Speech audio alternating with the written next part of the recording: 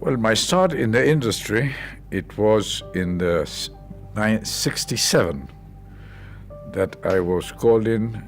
At that time, I was working in a bank, and I was called in to be administrator of our International Congress, a meeting.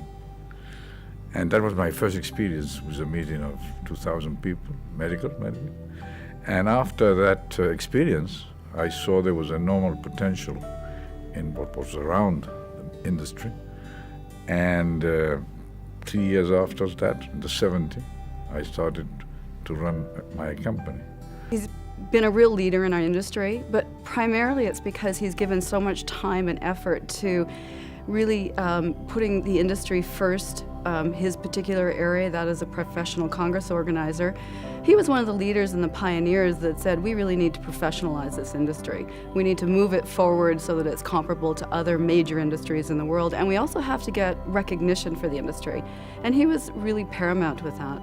He's very open and very ready to share his knowledge, to let other people learn about the profession, the activity.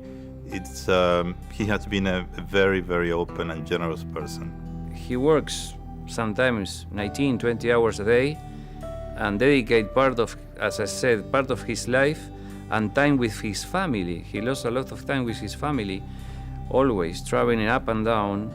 Well, thanks God I'm not a banker, because it would be very boring to continue working in the bank. I suppose not. I don't want to say this, speak bad of the bankers, but we are all related with them. But I think one of the other things that Jorge did so well was to be a real leader in the education world. So he really gave back to the industry in terms of leading IAPCO's Wolfsburg seminar, which is now famous, and many other of our associations almost copy that because it's done so well and we all participate in that. And he wrote a book. Those kinds of things take a long time, and he did that all because I think he cared and was so passionate about the meetings industry, and particularly the international meetings industry.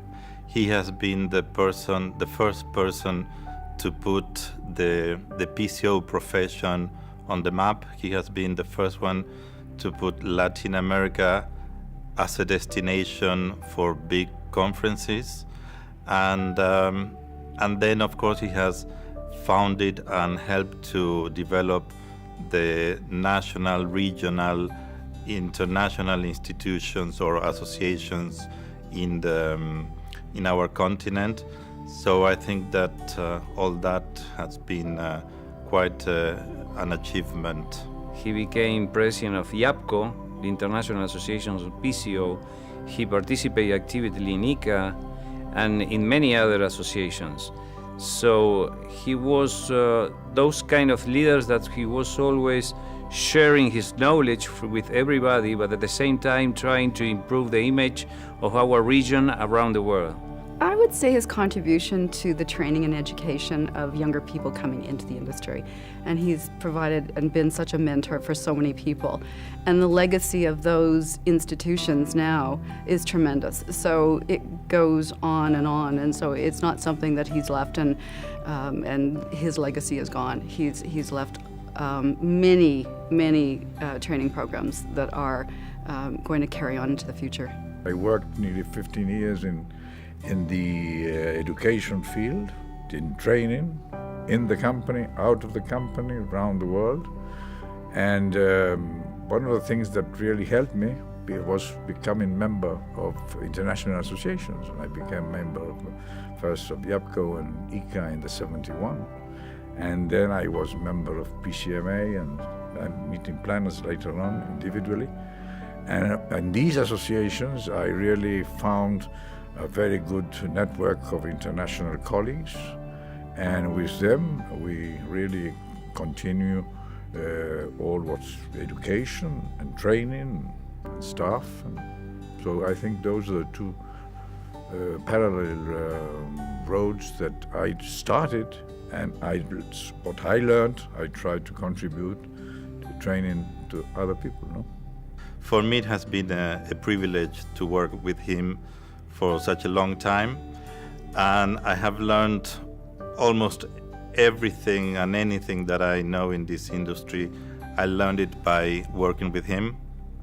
And the very interesting thing is that at the time that I was working with him, I didn't know that I was learning and how much I was learning. But it was over the years later on that I realized how much of his influence had left something on me. And many times now at my work, I realize that certain aspects or reactions or things that I do, it's because I saw him at some point doing something similar, or I can relate to something that he did while I was working with him. We need to have a big scenario about the world. This is changing, and we cannot stay just in my country.